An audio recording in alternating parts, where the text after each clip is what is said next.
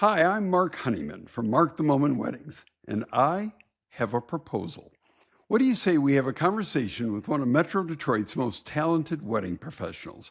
As a wedding officiant in Southeast Michigan, I see these inspiring individuals in action almost every weekend.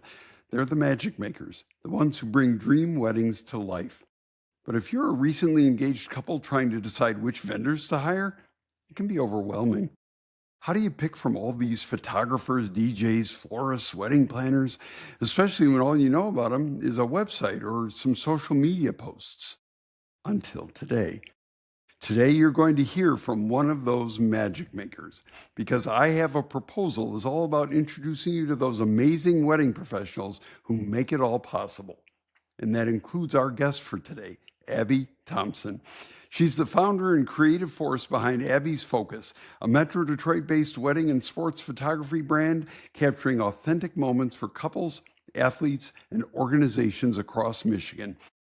A wedding photographer doesn't just capture how the day looked, but how it felt. The stolen glances, the nervous laughter, the love you were too busy living to notice. Long after the cake is gone and the flowers have faded, their images become the way you remember your beginning. Today, Abby will be sharing her journey to becoming a wedding photographer, the ways she stands out in a very crowded field, and a cornucopia of creative tips and insights for couples. Abby, we are thrilled to have you join us for this episode of I Have a Proposal. Welcome to the podcast. Thank you, Mark. That was an incredible introduction. I feel so honored. Thank you so much. Well, we're thrilled to have you here. So if you're ready, I say we dive in. Yes, let's Uh, dive in. Right, excellent. So I'm always intrigued by sort of the path, and sometimes it's a sort of a circuitous one, sometimes it's a straight shot for people sort of finding what they were meant to do. And so, what was the path for you that led you to becoming a wedding photographer? That's a great question. So, I think for me, I never really considered myself super creative. And then in high school, starting to dabble in those like elective classes that are more artistic. So I picked up a camera in 10th grade for an elective, kind of like more like I'm just gonna try this. Not that I was super serious about it. It's kind of like I just want to dabble and get the credit. Um, so I started in about 10th grade. I did a photography class, and that's where it sparked it. And I wouldn't say it was immediate after that class that I was like, this is what I want to do. But it definitely sparked something in me that I'm like, this is something I really enjoy. And even if it's kind of just more on the side, and sometimes I pick up the camera, sometimes I don't. It's nothing super serious. But that was the initial stepping stone into photography. And then from there, I my high school photography teacher that had taught me in high school, she sat me down, I don't know what year, maybe in my senior year of high school, and said, "Hey, how do you want to shoot weddings with me? Like, come on as an associate and start to learn under me, because I'm always looking for second shooters to come along and learn, and it's the best way to learn. If I could encourage anybody getting in the wedding industry is learn under somebody, go along on a wedding day, because it just shows you hands-on experience. Somebody can tell you what a day is going to look like, but they really can't have you experience every moment and know the stressors that come on a day. So she took me under her wing, and I was like, absolutely, I want to come under you and shoot weddings. And that's how it all started. So she got me in, and I started shooting weddings from there on out. Oh, I love it. I love it. So, all right. So, how long have you been a wedding photographer? And if you, maybe you'll know the exact number, but at least approximately how many weddings do you think you've shot over the Okay, so this is gonna I think put my age out there just because now people are gonna do the math. I just gave years? all of those. But I started in I started with her in 2019, and obviously as we know, 2000 end of 2019 and then 2020 hit. And so that's when I started shooting weddings was 2019. I had been taking other sessions, learning the camera earlier than that, probably more like 2018. So 2019 is when I started shooting weddings. And then why did I just forget your other question? What was your follow-up question to that? So, how many weddings and roughly Oh, how long? So, yes. collectively, so I've second shot with incredible photographers and my own weddings. We're close to 100. I think this year will be 100 for me, which I'm very excited about. And that's just a big milestone. So yes, it's 100. I Hmm. believe this year. I think we'll be over 100 by the end of this 2026 year. Wow, congrats. No, that's awesome. Thank you. All right. And by the way, I've had a couple of mentors in my life that sort of led me into paths that I would have never considered, or that it was that gentle nudge that sort of opened a door to this whole other world that I didn't even know existed. So I'm so glad that you found that person in your life. Um, so so if somebody were to say to you, so what's the big deal? It's some pictures. Why is a wedding photographer so important on a wedding day? How would you kind of help them understand what it means to have a great wedding photographer and why that can be such a powerful defining part of a person's entire wedding experience? Absolutely. I think first of all, why it's so defining is one, this person is going to be around you your entire day. So choosing that person to spend your biggest day of your life with is a super important. So you have to click with that person. You don't want to hire somebody that's just just doesn't I for lack of a better term vibe with you. I mean, that's probably a very Gen Z kind of way to put it. Um so picking that person is going to be beyond the photos. It's about that day of relationship that you're going to have. And even if I go a step further, it's the process of planning with your photographer because you begin building that relationship from the time they book. And sometimes that's a year in advance. So there's an engagement photo session that's involved with that. So starting to build that relationship up because a photographer is such a critical role to the day running smoothly. Of course, wedding coordinators are amazing at doing their job with that. But when there isn't a wedding coordinator, you become that. So you have to make sure that the timeline that you're setting up with them before the wedding day is enough time for the photos that they're going to want in the end. They're trusting you to come in and tell us, okay, how long is this going to take? Are we going to be able to get all the photos that we want? So having somebody come in and be able to tell you, hey, this is how long this takes. This is going to take this long, and then directing people. I think having somebody making sure your photographer has that personality to come in and take charge when it needs to be. So those are some qualities to look for, but I think that's why they define the day because they're going to help your day run as smoothly as possible because they have the experience. They are doing this every weekend. But you also want somebody that is going to be friendly and be upbeat and keep you calm because it's stressful and relying on that person with experience. Like, don't worry, we've seen it, we've been here, and I know we're going to course correct with you. Don't worry, we've got it handled. You got to balance both, take charge, but also calm everybody down and be a sense of peace. Like, we've got this. Yeah. So it's a really I would say it's probably one of your most important decisions of your wedding day because this is somebody that's going to be at every point and you want them to capturing the candids, you want them capturing the structured moments, all of the things. So I would Yeah. definitely say that's huge. Yeah, oh, for sure. And it sure sounds like you wear a lot of different hats, and you have to be almost as much psychologist as you do artist, That's a good way of putting it. juggling, all these different personalities and wrangling the family members for it's just got to be, but how cool that you get to be that sort of point person in so many ways, even if there is a coordinator. I'm sure Mhm. that you end up being the point person in a lot of ways. And then on top of that, you're capturing all these most precious moments for them to relive for the rest of their lives. So how cool is that? All right, so you've got this sort of vision for the importance of a photographer, but what is your personal vision, your photographic style? How would you describe the kind of the way you shoot? And I understand you probably try to capture a lot of different moments in different ways, but do you have a style? Like, is that even the right question to ask? No, that's a good question. It's just more of me knowing the answer. I feel like I've been told what my style is, but and it's something that I think evolves as you kind of go on because Right. my style has gone it's changed over the years. I'm like kind of coming into what I think is more me.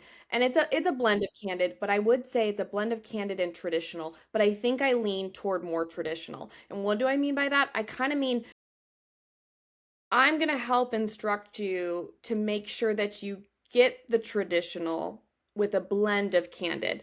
Um, I think in today's wedding photography world, a lot of new photographers can lean toward the trendy, the current styles going around. And I want to keep some of that base in my work of, hey, this is traditional wedding photos. I want to keep the core element there. I don't ever want to lose that because I've heard of people that hired a wedding photographer and they regret it because they're like, oh, I wish I had this photo, or I wish I had more of us together that's traditional.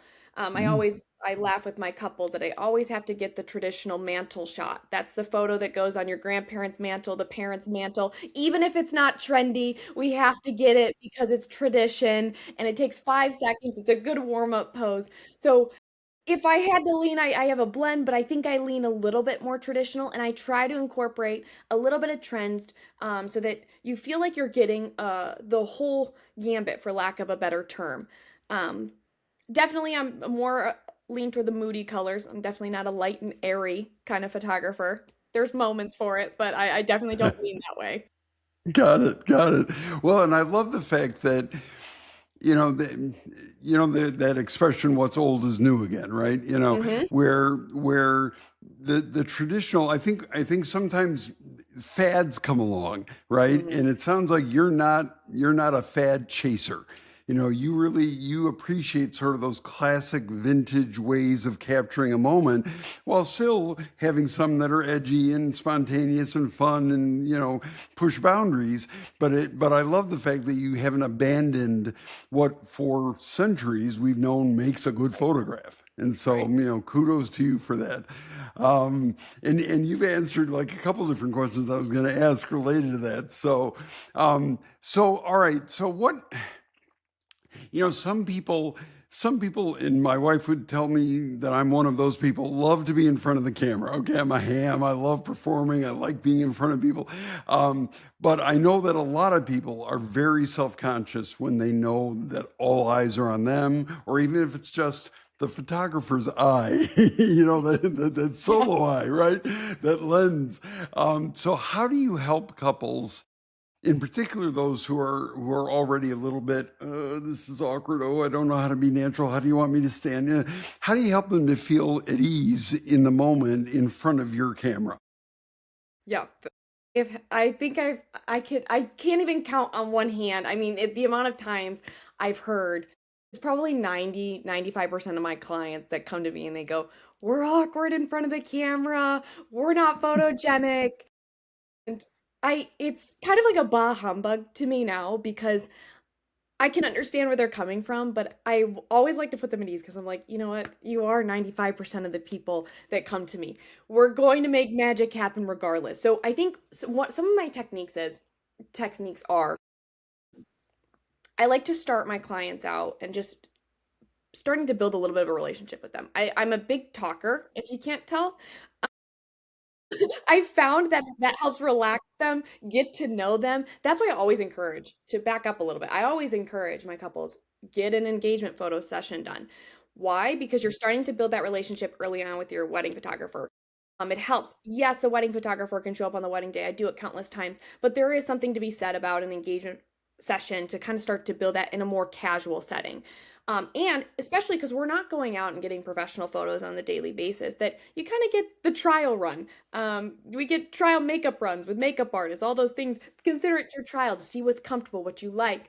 Um, so anyway, with what I do to help make my clients feel comfortable is I start out with very comfortable poses, kind of going back to that traditional. There's nothing really PDA, and I have them fill out a questionnaire before their session. I do have couples that are very no PDA, and that's fine. We try to balance it. We never start out PDA. We start very very traditional, very calm, and we just kind of talk and we begin to. I love laughter. That's a big thing for me. So I love trying to find that laughter because it's just going to make the outer shell. You kind of get to the inside a little bit quicker of like, this is a fun experience. This isn't something painful. You don't have to do this every day.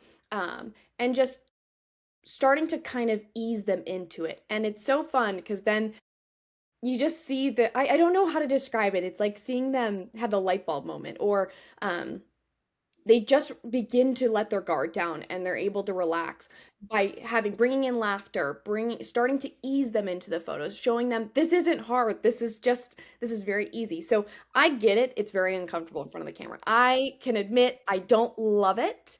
Um, but it has to be done and it just Yeah. takes practice. And as you do it Yeah. more, you get more comfortable.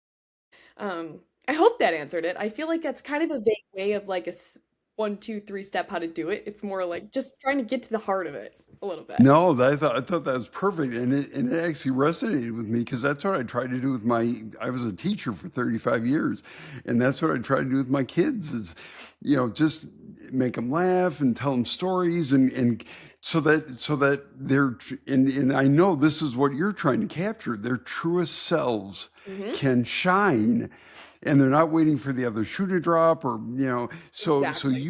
it's beautiful, like it's almost like they're this rose that's sort of closed, and then the more Yes. they're around you, it opens up, and now you get this beautiful blossom, and the true nature of their love is shines through in your photos. So I think that sounds awesome. um all I right. love how you put that. That was a really good way. I need to use that as an example. I think you just summed up what I said into like the perfect analogy. I should have just said it I, that I way. appreciate. Well, leave it to an English teacher, right? Okay, we're small Exactly. buckets, so There you go. I appreciate it. Um, so, all right. So now this is kind of a an interesting kind of like switch from what we were just talking about. So that's the positive. Everybody's blossoming and feeling good. What happens when you get a couple who disagree with each other about some fairly substantive part of their wedding day photo package or their engagement package or whatever? Like how, here we're back to being a psychologist, right? Like how do you help couples who are kind of butting heads and help them get over that speed bump? That's a good question. I have thankfully been blessed with clients that pretty much agree, or they agree because they're doing it for their bride or for their Right. groom. So Right. I I think I've had to more than the couples. I think I've had to more deal with the families and how they interact with the couples and the compromise in dealing with that. Um, I will say though, one way I do it with my couples, if let's say it's time for golden hour photos, and I know my bride wants bridal portraits out in golden hour, and the groom is more like, I just want to be at my party. I don't want to be here. One of the ways I try to get both worlds happy, I've done this. I go, I'll set my timer, I promise. Give me 3 minutes. And every time my alarm will go right off and I am finishing right at the 3 minute mark and I say, see, I told you, I promise. I go, you can be done with me. Go party. And then they got both the best of both worlds. So that's one way I do it where I try to bring a little bit of compromise. I promise it's going to be 3 minutes of your life. And then you'll have these for your whole life. But more with families, one of the ways I kind of help with them because it can be a little touch and go with families. Uh-huh. And everybody has their wants. For instance, like certain family photos. That's why I always have my clients, before the wedding, let's talk through, bring me a list of all the different groupings you want. I'm going to make sure that they happen. This, to me, today is the Bible of the photos that need to take place. These are going to happen. Right. So if there's somebody in the photo and I've had people not want to be in the photo but the bride, they wanted them in this photo. I've had a dad ask, "Hey, can you make sure grandma can get in this photo?" And I remember she was like, I go, "Grandma, we need you in this photo." And she goes, "No, no, I'm good." And I go, "No, just we need you real quick. You're in this one. You're on the list. You got to get up here." And she begrudgingly did it. But now she's in the photo forever because I tell my clients, don't worry. I'm here. I can be the bad guy, for lack of a better term. I'm Right. not the one. I always say, I'm not the one sitting down at Thanksgiving dinner with your family. You are. So Right. let's preserve the relationship. You guys just say, well, it's the photographer. She said you have to be in this photo because it was on the list. So I always want them to feel like, hey, I can take charge. I'll make sure the people are in the photo. If you want them there, if you don't want somebody in the photo, we'll make sure that they're not. I'll be that person. I'll try to deflect and bring people in as much as possible of what you want. Right, right. God, I mean, it almost it reminds me of those like carnival barkers who are trying to keep the three ring circus going away. You know what I'm saying? You've got all these plates spinning in midair, and and somehow you manage to make it all work and keep people civil It- with each other. So I love that. Um, so all right, so let me ask you this. So you've got, yeah, obviously you've worked with a lot of different kinds of couples, right? And so how do you find a way, and this could be a challenging question to answer, not in a negative way, but just sort of like, how do you find a way to make sure each set of wedding photos or each, I don't know, what do you call it, a gallery or Mhm. portfolio, is kind of fresh, unique, totally endemic to that particular couple, where it feels like, yeah, boy, this is us right here. Mhm. How do you try to find a way to make that happen? Yeah, because that can be a challenge at times because it can start to feel like, hey, same venues, same, it's another wedding, another same shots that they need. I think Right. largely that comes into the process in the planning portion. So when I sit down with them and I talk through their timeline and talk through what they value, that's when a lot of what matters to them comes out, where they kind of talk through, hey, these are the special moments that are going to mean something to us. This is a tradition we do. Hey, mom wants us to get this certain photo at the wedding. Our family has this tradition of, we had one that they have a tradition of singing to the Piano Man. Is it Piano Man? What's the song by Billy That, Joel? yeah, Is it? that's it. That's it. Okay. Yep. So they all like do it at the dance floor and they all take turns in the middle. And so that's a tradition they want captured that's unique. So I think a lot of that comes out in the planning process. And one of the ways I try to pull that out of them of what they're really looking for, what's their vision of their wedding day. I always love to say, you can go online and look at Pinterest and give me a little bit of a glimpse. I'm gonna take inspiration from that because this is something that speaks to you or your relationship. Send them my way because there's things you could go back in my work and look and go, hey, this is something that we really want to incorporate as well. So a lot of that comes from that. So pulling from, there's nothing new under the sun. As I learn Right. more and more, but Right. you're right. It's like trying to pull out the unique elements that makes their day unique because every one of them is unique. That's the cool thing about weddings is that Right. they're all the same, but they're different. I don't know how to Yes. describe that. So, No, that's perfect. That's so perfect. Well, and the fact that you're so good at kind of pulling their personalities out and helping them feel at ease right. allows those little subtle, Yeah. things that make us, in a unique, totally unique way emerge on film, right? Because now he's touching her cheek, or he's winking at, or she's Yep. waving or something, just those little idiosyncrasies that kind of turn into, wow, that really captured the essence of who we are. That's so So true. yeah, that's awesome. um so all right, so you've got all these different weddings, and so do you feel like some wedding professionals are come on, come all, I serve Mhm. everybody. Other people, they have a certain sort of either style of wedding or a certain like clientele that they feel is sort of in their wheelhouse. And where do you fall in sort of that spectrum? Yeah, that's a really good question because I have thought this through. Because I still work like a 9 to 5 in addition to shooting or building this business, I've been able to be a little bit more picky on who I book. Huh. Yeah. Um, Huh. and it's hard to put into words like what my ideal client is because I feel like I've attracted it and everybody I've worked with has been my ideal client. To put it into words is harder. To know in it's really hard to put into words. If I said most of my brides, a lot of my brides are introverts. I've noticed. Some of my grooms tend to be more extroverted, and I don't know if that connection comes from I'm a little bit more extroverted, and I connect with the brides that are introverted, and they want somebody extroverted to kind of help run their day. Yeah. I've kind of noticed Huh. that. It's in the end, it's people that trust me, and I don't know how to articulate it more than that. There, because that's very general, but people that have looked at my work in the past have seen it and go, yeah, Abby, you know what you're doing. We're trusting you. We want to make it a collaborative process. I love that part of it where it's not like I run your day. You have your ideas and we talk through it and we make it work as a team. And so when my couples come to me and that's how they want to approach their wedding day, that's ideal to me.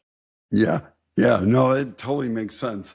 Um, well, and I've struggled with that as an officiant, trying to figure out, because my style, my writing style, my personality is very emotional, very evocative. I like. Like on my website, on my bio page, it says, my eighth graders used to walk in the door and say, "Are you going to make us cry again today, Mr. Honeyman?" And invariably, the answer was yes. And it was because I told all these really intense stories, and I love to, Right. tap into their hearts. And so trying to find couples where that's going to resonate and feel like, yeah, that's a good fit for us. Not to say that I haven't done weddings that were more low key or more pulled back, but that's sort of, you know. So anyway, I totally get it. All right, all right, so let's talk. Assuming we're going to have some engaged couples, hopefully watching or listening to the podcast, let's give them some advice. So I feel like a lot of what you've said already is going to help them sift through a whole host of different questions they might have. But when couples are looking for a wedding photographer, if you feel you haven't already answered this in your previous answers, are there certain things that they should look for? And in particular, are there certain questions that they ought to be asking the photographer to be sure, yep, this person's a good fit? That's a good question because it's funny. I was actually at work today thinking, I don't know what sparked this thought in my head, but I had a thought. I was thinking how couples, when they are looking for a wedding photographer, I think they need to be asking the question, hey, can I see a full gallery from you? I think just like in our personal lives when we use social media, it's very easy to put the best out there. Here's my incredible work. Here's the best lighting conditions, the best golden hour. Look at what I created. Well, 70% of the time, maybe that ratio's off, but let's say 70% of the time, the lighting conditions aren't that. So, how are they responding to your reception hall, your church lighting, the outside lighting when it rains, when the clouds break open to direct sunlight and there isn't a tree line nearby where you can go and hide in the shade.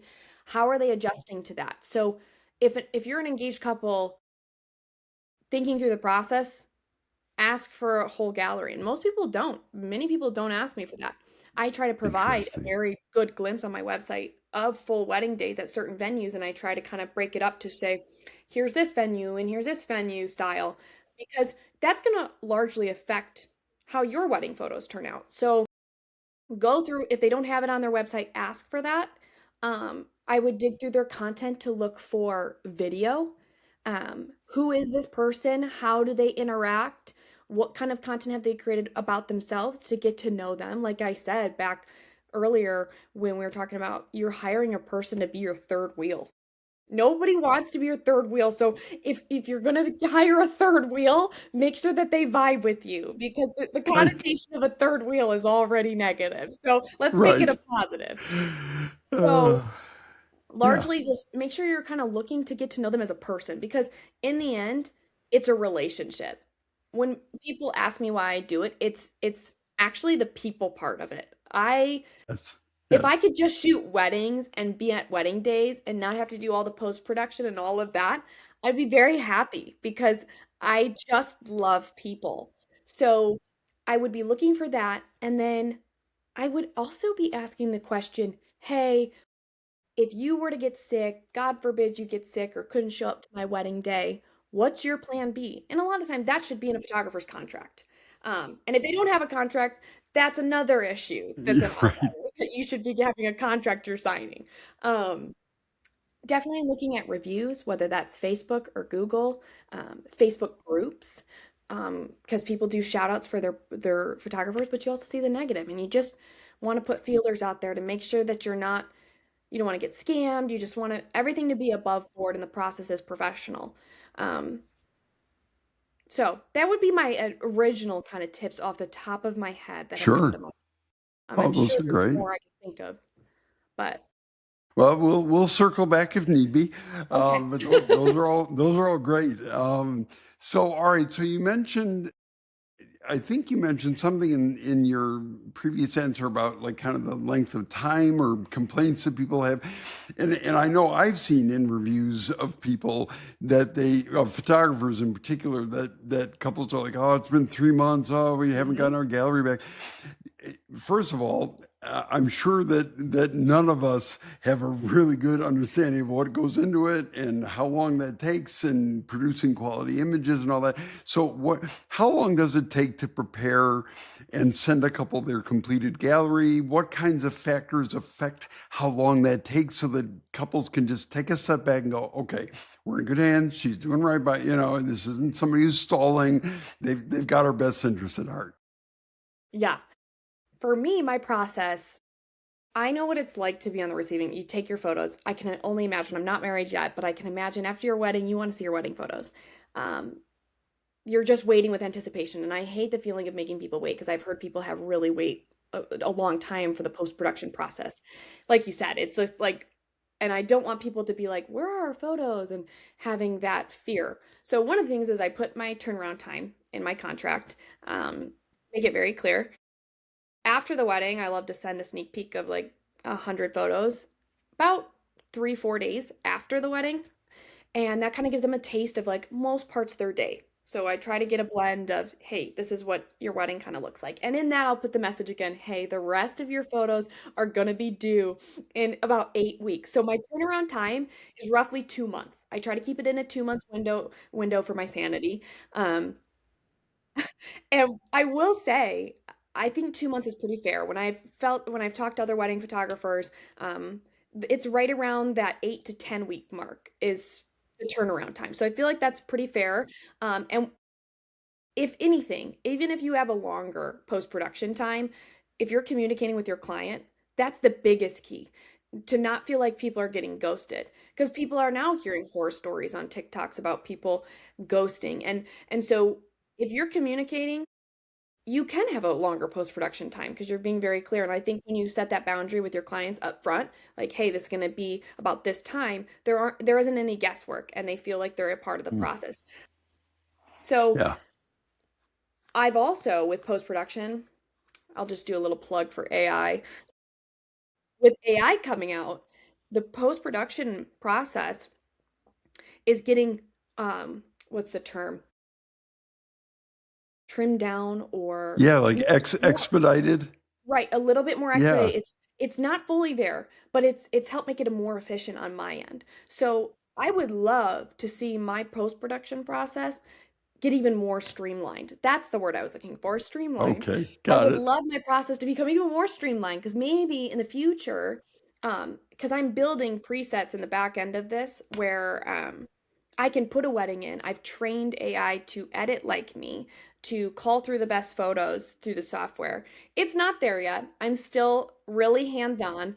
Um, but I would really be encouraging photographers to start learning now because you don't want to fall behind the curve because we're going to see a big impact in the market. And if it's still taking you 5 months to do a gallery when AI comes out and we're starting to be able to build on platforms like this, that's going to be a negative in the future.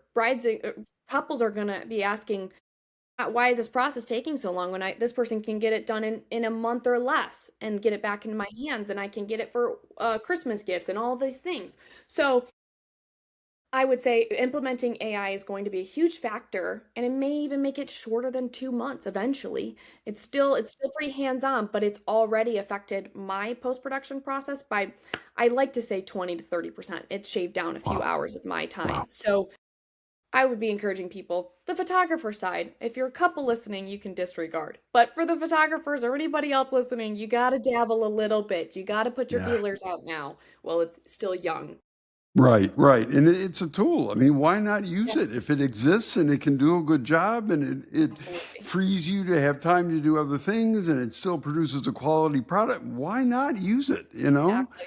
So, all right. So what's something that your couples have found challenging when it comes to their wedding photos, whether it's weather, time, family opinions, and how is there anything they can do to kind of prepare for that? Yeah, that's a really good question. So, what have couples found troubling? I think from the very beginning, Originally, it starts off with just a not knowing. Um, I've realized shooting weddings, and I talk to couples, and they go, I haven't been to a wedding since I was 10 years old. Um, if they're the first of their friend group getting married. So it's this not knowing, and it causes a little bit of this anxiety of hey, we want to start planning when our ceremony time is, but we don't know with how long photos are going to take. So this not knowing of how much they need, so sitting down with them and kind of coaching them through, hey, this is how long this takes, this is how long this takes, so that pretty much calms them down. From there, once they get that, they're good to go. Family Got photos, it. kind of telling them, hey, get the groupings together ahead of time. We'll go in with a list. We're not going to be type B about this. We're going to be type A a little bit about this. Even if you're type B, I'm type A, and you got to help me out so I can make Right. sure you get everything you want.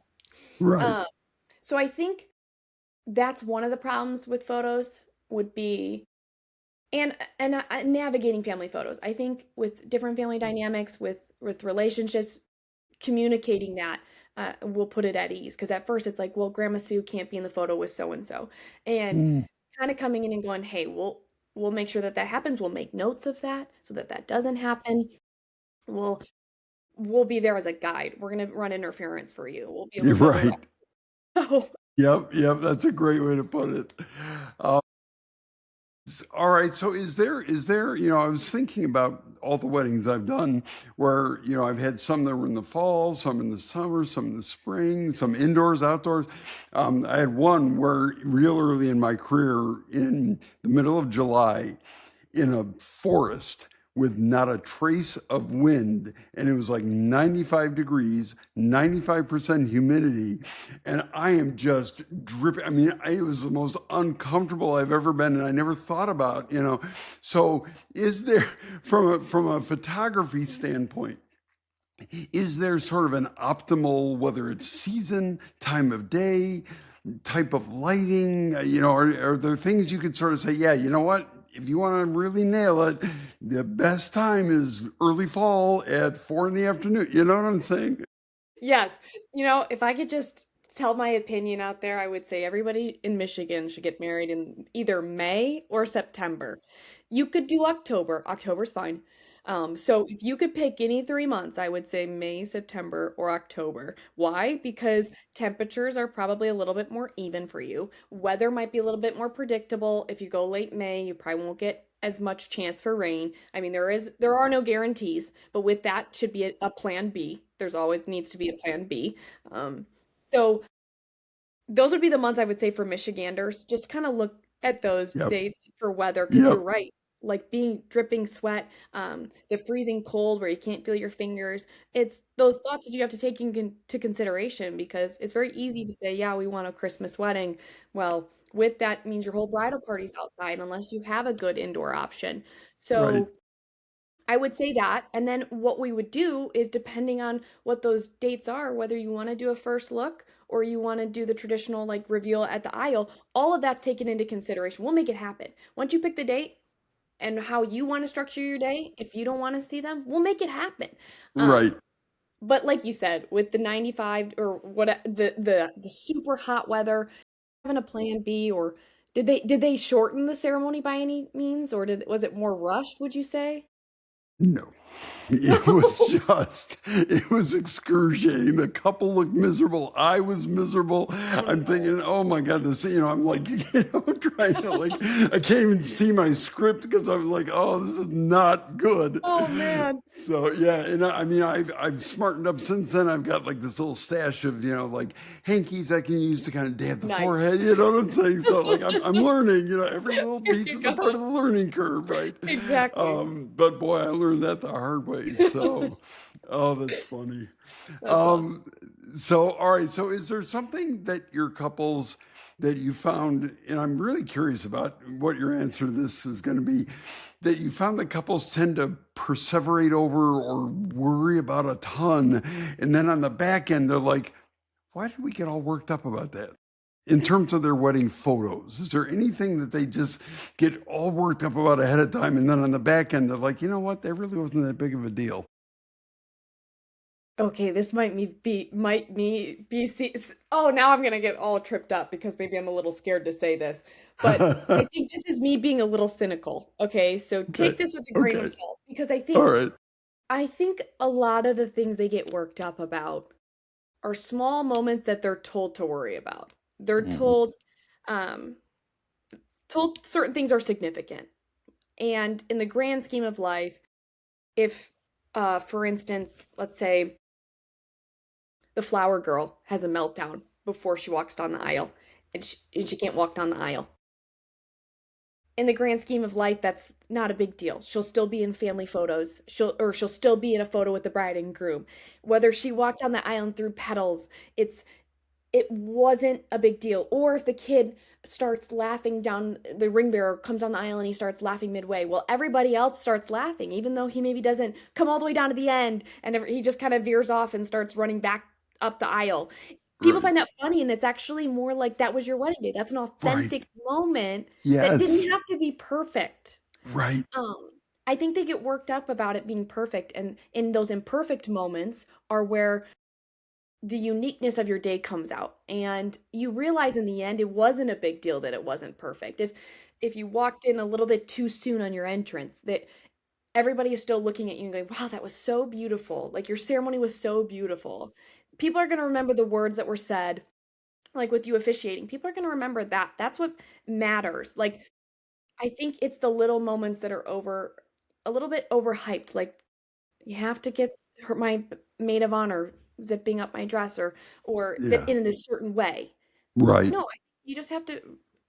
If I could tell my brides anything, brides and grooms, just live your day living in the moment. You've planned up to this point. Today is the day that you get to live and just be happy that the closest people in your life have decided to take time out of their lives to come Yes. celebrate you and just Yes. smile and laugh with them because that's where the best candidates come from. Not the photos you get with all the extended family never happen other than at weddings. So be happy to see people, bring them into family photos so that you can always look back and in wedding albums and look back and go, hey, that was Uncle Harry. All those things that we think that matter don't. It's the people around you that are going to matter and how you treat people the day of. That's what's lasting, not these little Yes. trivial moments that will never even be remembered by everybody except you. You're so right. You're so right. There, it's funny. I used to have outside of my classroom. I used to have a some kind. It's like a saying where it said, long after they've forgotten what you taught them, they'll remember how you made them feel."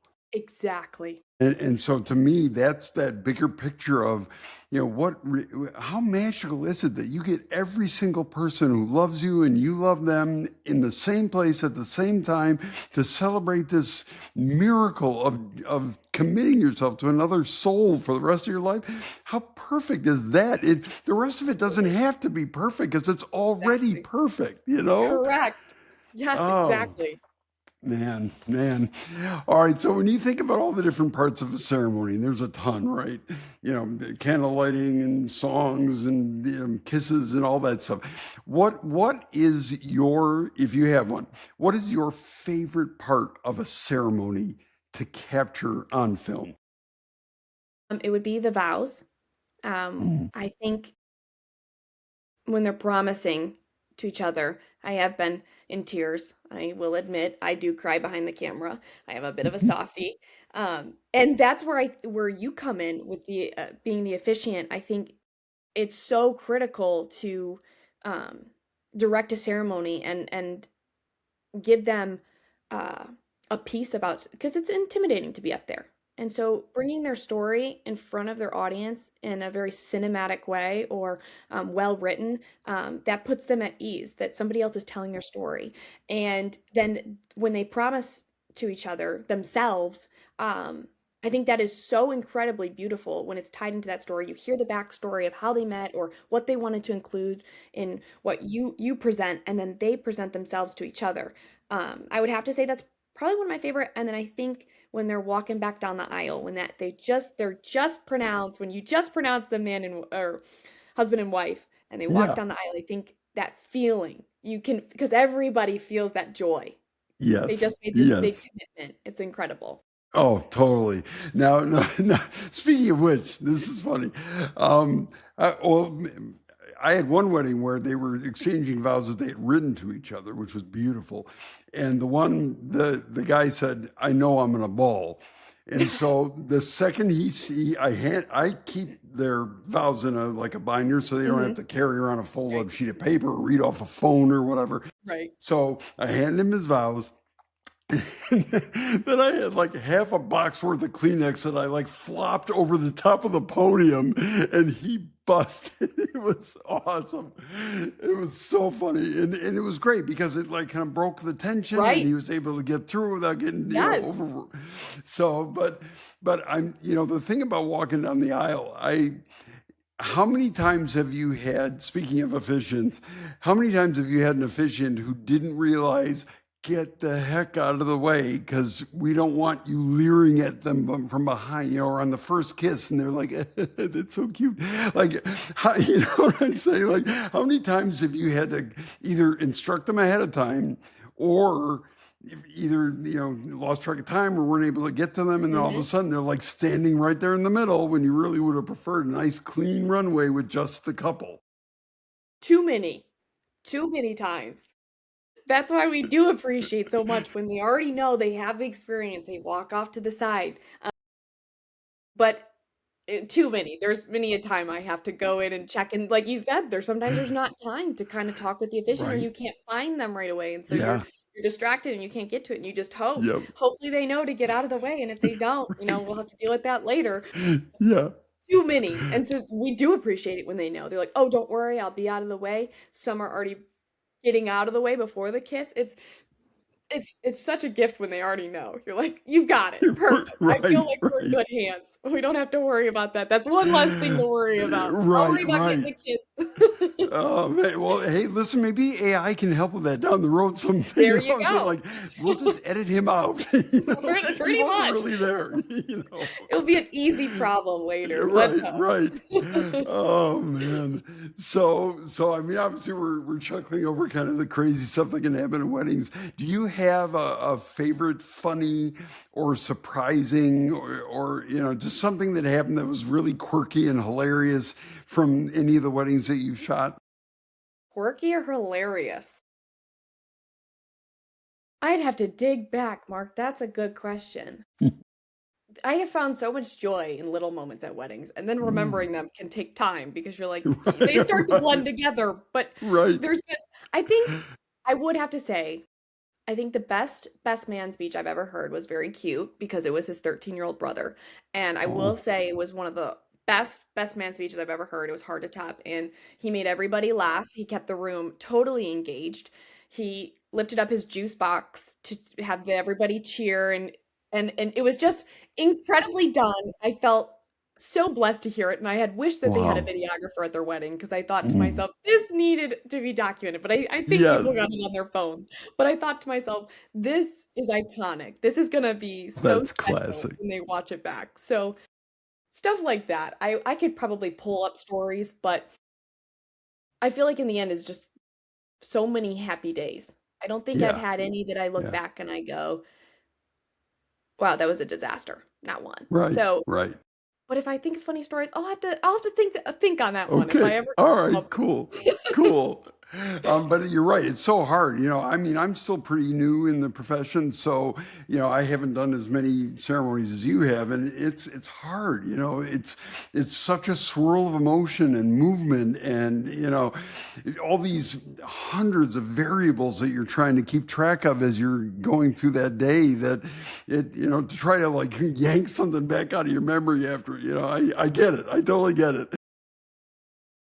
Right. So, what would you consider? And I feel like a lot of what you shared already sort of touches on this, but what would you consider the most rewarding part of being a wedding photographer? Because it's such a blessing to be a part of, such a magical moment in people's lives. So, what for you has been the most rewarding part of that?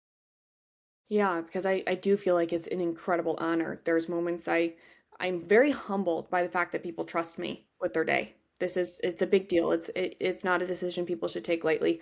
And so I feel incredibly humbled that people and honored to feel that people have trusted me with their biggest day. I For me, going back to it's the connection I make with these people. I kind of say the term, I live in a very small world and it gets smaller. And I'm happy that it gets smaller because I start to run into people that I know at either other weddings. I've run into couples at sporting events that in a sea of thousands of people, I run into people I know that I've been welcomed in, and I meet their family, and then I shoot a bridesmaid at their wedding. I eventually shoot her wedding, and I get to meet their family, and I just feel like I have so many different friends. I feel like I make friends, and um, that connection, I feel like I can't trade for anything. It's really like we bond over a very big experience in their life.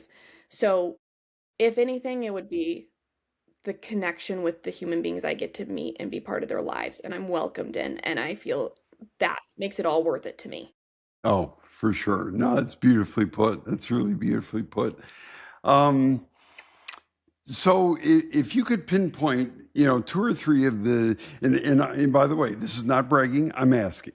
If you could pinpoint two or three of the things and I'm sure there are dozens, but like highlight some of the core compliments that you've received from the couples whose weddings you've photographed, what would be some of the things that on the back end they've either written in a review or shared with you personally or sent you a letter or whatever about the impact you had as their photographer?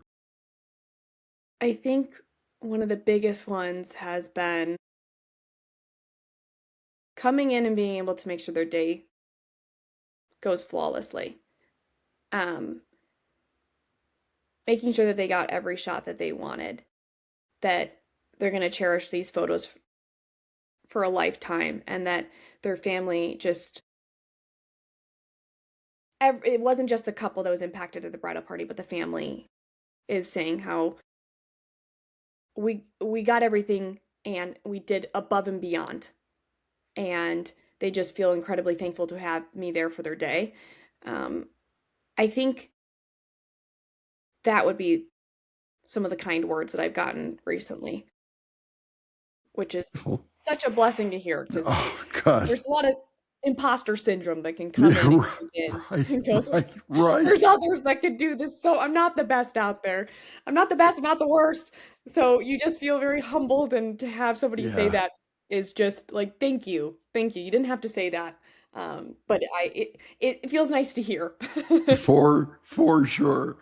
Um, so I have to believe that there are, all the engaged couples who might end up landing on the podcast at some point are going to find you just incredibly engaging. So let's say that they're freshly engaged and they're like, okay, we need to find a photographer.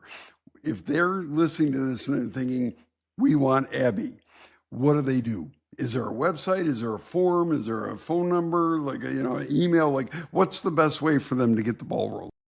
Absolutely. So yes, there is a website. That would be the most ideal way to go at abbysfocus.com. That would be the very ideal. And then you can fill out the contact form that goes right to my email, because things can get lost in social media. I know people love to go the route of trying to reach out on social media, but the peak way is through a website. Um, and then from there, I'll get in connection with you as soon as I can. Like I said, I do, well, however long, whenever people are watching this, whether I still have my 9 to 5 or whatever it may be, but I try to respond pretty quick within 24 to 48 hours. It's ideal. Right, right. So that would be the best way to reach out and get a hold of me. Okay. All right. Excellent. Well, hopefully you'll be hit with an onslaught.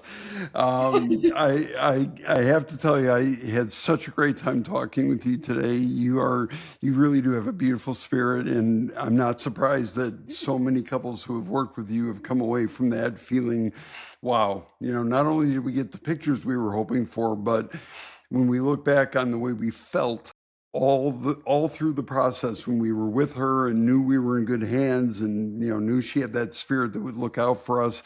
I'm not surprised that you've created sort of a niche for yourself that is growing exponentially, and I hope it continues to do so. Thank All you. right. So, oh my gosh, are you kidding me? I'm so thrilled that you could join the podcast today.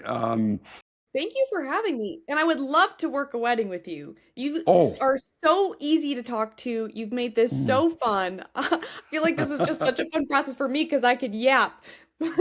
It's like such a gift to be able to be talk about business and things I love. So I know I would love to work a wedding with you as the officiant. We would get That would along be, famously. oh my gosh, we would be a force to be reckoned with. People would be like, oh my God, Exactly. the two of them together, holy cow, here they come, But Exactly. yeah, that would be such a joy for me. I truly hope that circumstances allow for that to happen down the road. So I wish you all the best, and Thank you. so thank you. So if I may, I'm going to kind of close out the podcast at this point. I want to thank, I have a producer, a former student of mine, interestingly, Brandon Klein. And Brandon, without you, the podcast wouldn't exist. You have done so much to bring this, I have a proposal to life, and I couldn't be more grateful. A particular shout out to the engaged couples out there who recently went through a proposal of your own. I hope this episode gave you a lot of ideas for what you might want to do and who you might want to hire for your own wedding. Hint, Abby Thompson.